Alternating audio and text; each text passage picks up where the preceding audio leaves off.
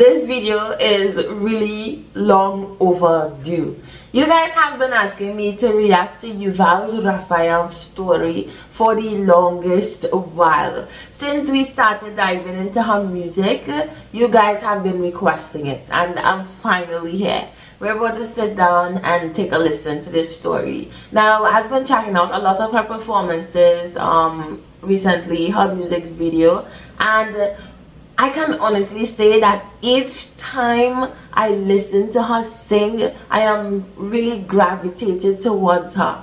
Like, she has got that factor. She has that light in her. You know, she has that shine in her. And a lot of you guys mentioned what happened, what she went through, that she's a survivor. So I'm getting like bits of pieces, and now we are here to hear the whole story, So this is Yuval Raphael's story, Nova Music Festival Massacre Survivor. Wow. All right, you guys, let's get into this.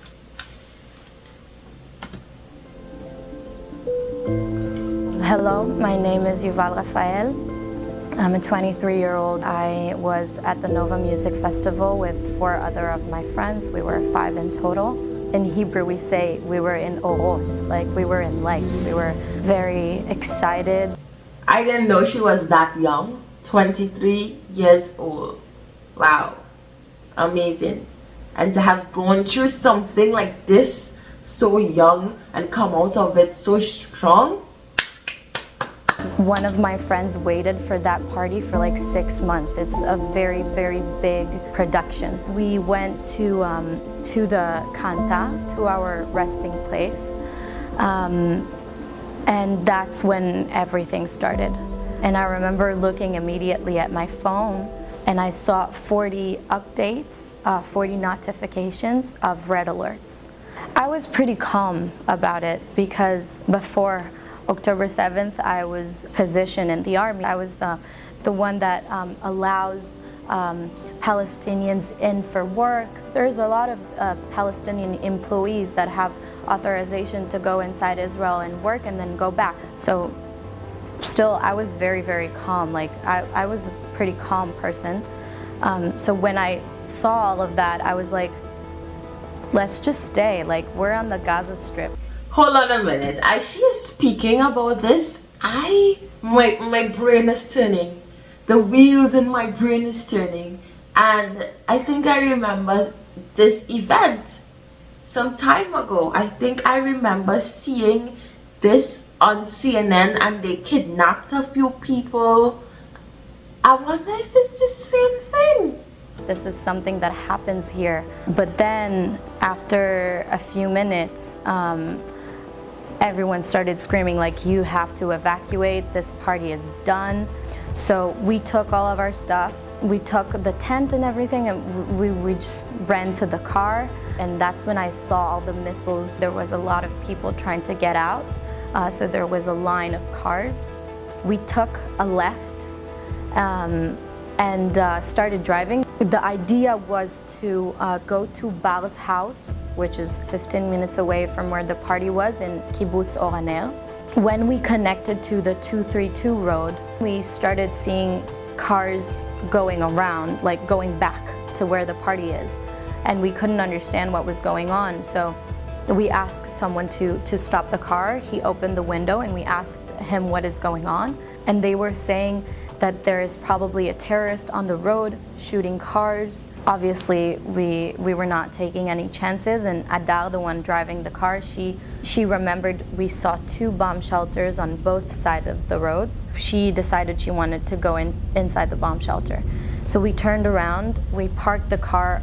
There were tons of people there, outside the bomb shelter. Like, we are only 2 minutes into the story, and things are going so haywire. And imagine, you know, you are all excited to go to this party. You know, you waited 6 months for this party, and the party ain't even finished good. And we have terrorists, we have missiles, we have bombs. Like, That's crazy. Imagine from having such a good time to now you're in survival mode. That switch. Inside the No bomb way. shelter. When we went inside, I was constantly with my dad on the phone. And that's when we started hearing gunshots outside.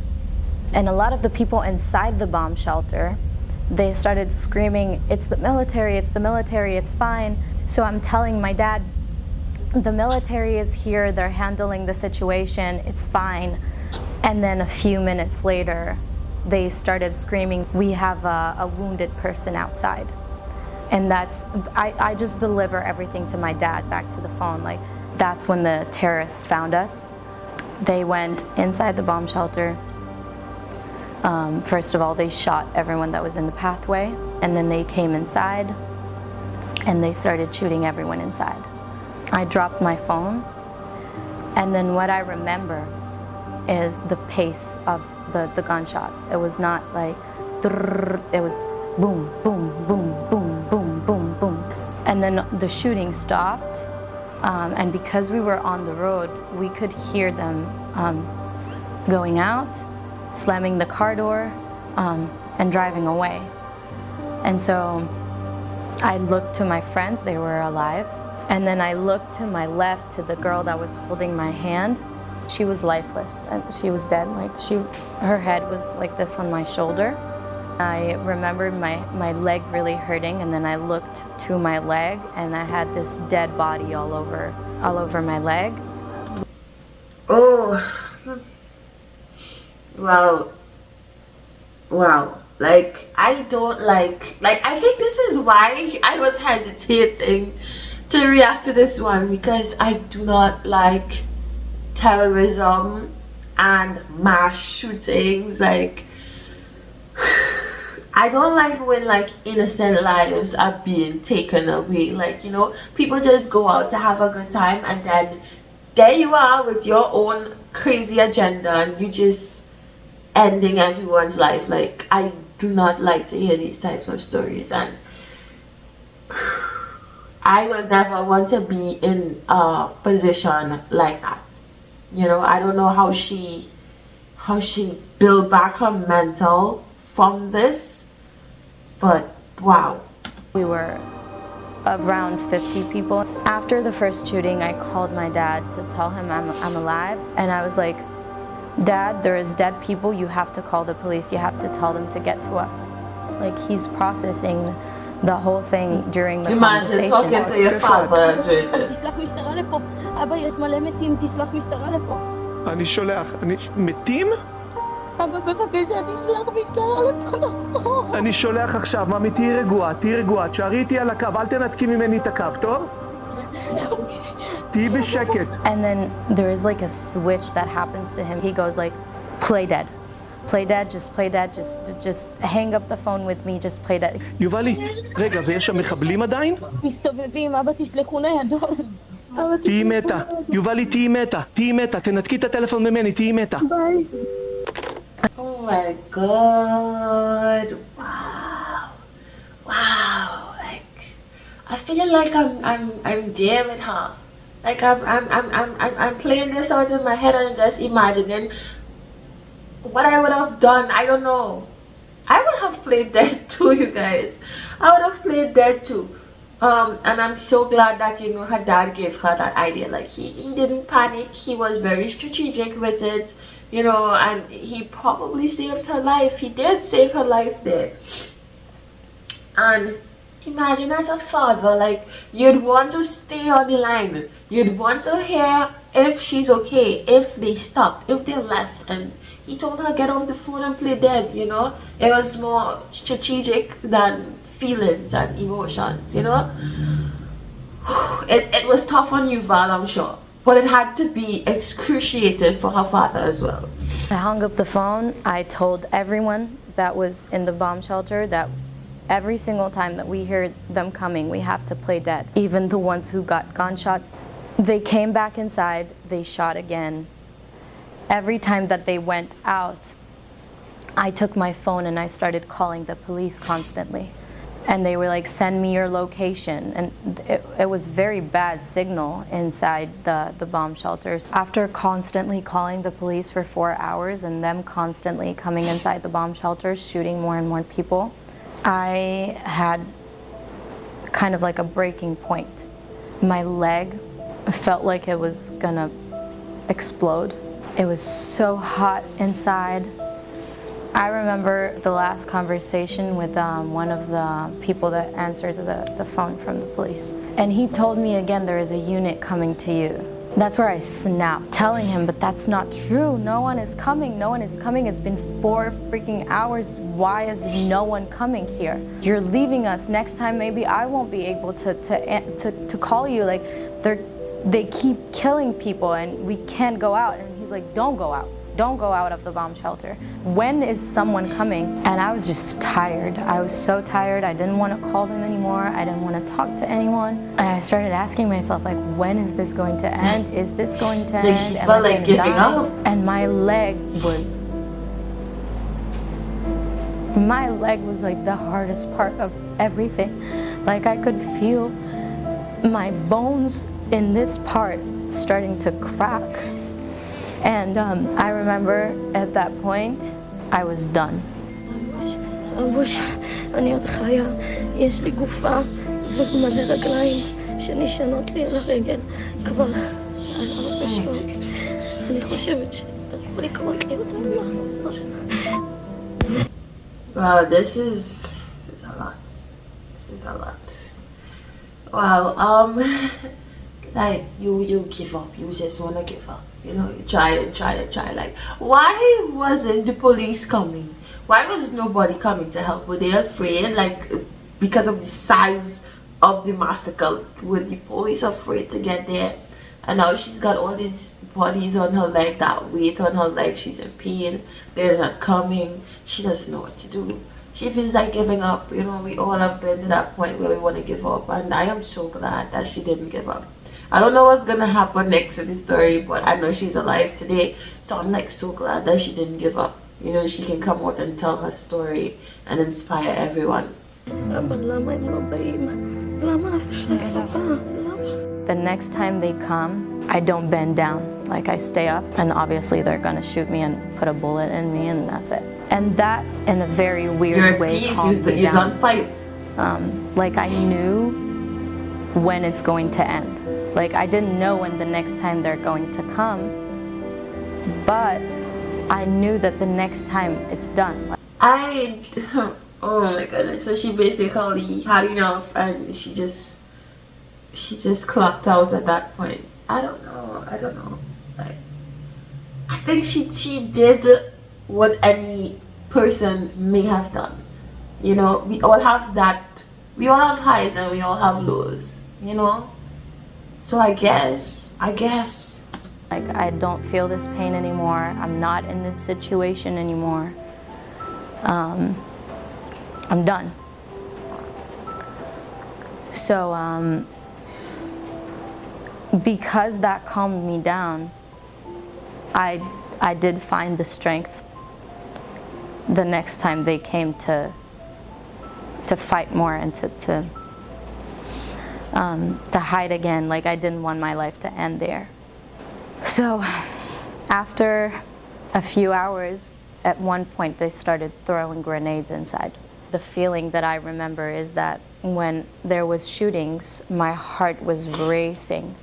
But the first time I heard a grenade, I felt like my heart stopped. Like the bombing was so strong that I felt like a few people that were inside the bomb shelters with us is the Sassi family.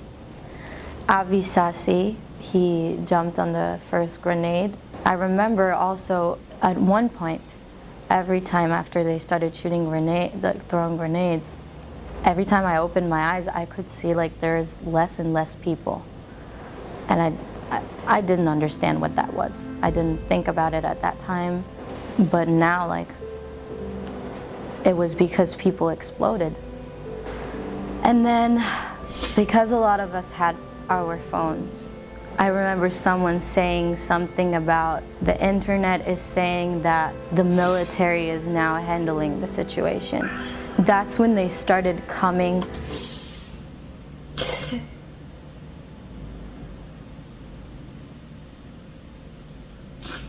Wow. Like, guys, hold on. I have to clean myself up. Hold on. I'm sorry, you guys, but I just lost it there. I'm just picturing what she's saying. Like this. Like, these people came multiple times and shoot everybody in the bomb shelter. Keep passing and shooting, and they're still throwing grenades on top of people. And she's lying there playing dead on top of bodies. And they're throwing grenades that is exploding bodies. And there's less, and she...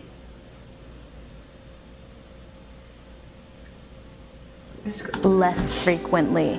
So at that point I started like looking for my phone. I remember like twisting a little bit to this side and I could see my phone on the back of the dead body or something, somewhere between around this area. And I found it and I picked it up and I called my dad. He told me on the phone, I found a rescuer. Like, I found someone that will pick you up. He is with a unit, he is looking for his daughter, which is also there. Talk to him, send him your location, and then he'll come get you. And then I told that to my friends. I called him. He asked me to count the survivors inside, like how many survivors there is inside. He said he was gonna be there in half an hour. And then it hasn't been half an hour, but someone started screaming like, is there anyone here that needs rescue? Anyone here that needs rescue? And I remember like really panicking because I imagined the way we're gonna be rescued so many times, and not for 1 second I thought like one person is gonna scream outside, does anyone needs rescue? And then all of the other people that were with me in the bomb shelter, they started screaming, yes, we need rescue, we need rescue, we need rescue. And I remember looking at Bar, my friend, and she's like, we're not getting out, we're not getting out. Also, my dad told her on the phone there is a lot of terrorists that is disguised as military people. Don't go out, still play dead, play dead. And then I remember this guy coming inside. He had one arm on the wall and the other arm to the pathway with a gun. And he started screaming at us, get up, get up, get up. And then at one point he said, Nitzan, it's dad. And then we looked around to see who is Nitzan. And I saw that she actually got up. So we understood that this was her dad and this was a rescue. We are actually getting rescued now. And so everyone started getting up, like all of a sudden everyone. But I couldn't get up because I had the dead body on my leg.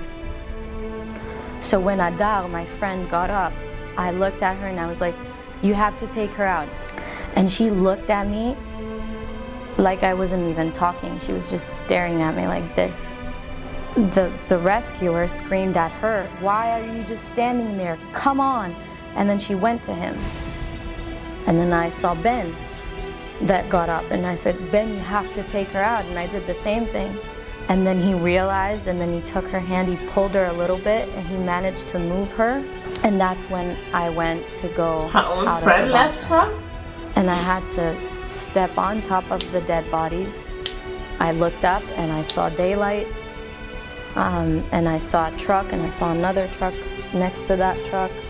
And then I looked to the side when I completely got up and I saw 2 soldiers leading down with the guns. And then we drove away. He told us not to look outside. And then we were evacuated to the hospital. That's where I met my dad and my uncle and my sister. After the first week, we did an interview in the press, and it gave me. Wow, guys, I have a little something here because. Wow. Okay. Wow. Like, I've been putting off reacting to this because I know I would have broken down a lot, and I mean, you guys told me what to expect, but hearing it from her and getting all the details and getting the story is a whole different thing. And you know what really irks me is people who think that they can just do what they want. They can kill whoever. Like, how many ever innocent lives, like mass shootings, like massacres, like terrorism. I hate those things.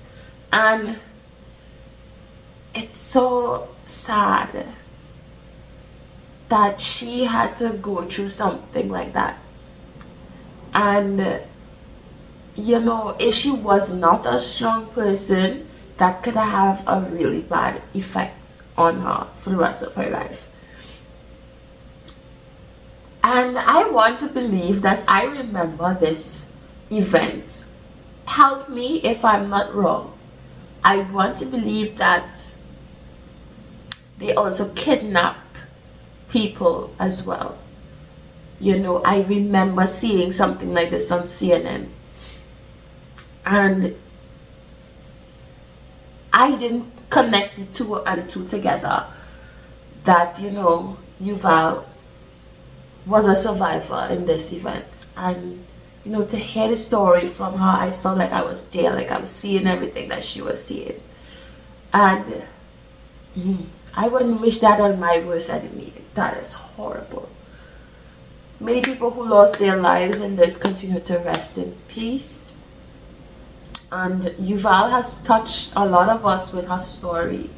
And even though she thinks that playing dead was the bare minimum, like that took heart and guts and strength to lie there pretending to be morbid, pretending to be dead, and watch them come and shoot people over and over and over and throw grenades. And that took a lot of strength.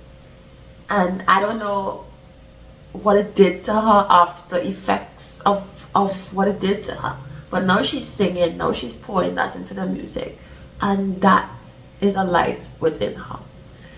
Guys, that was my reaction to Yuval's story. Wow.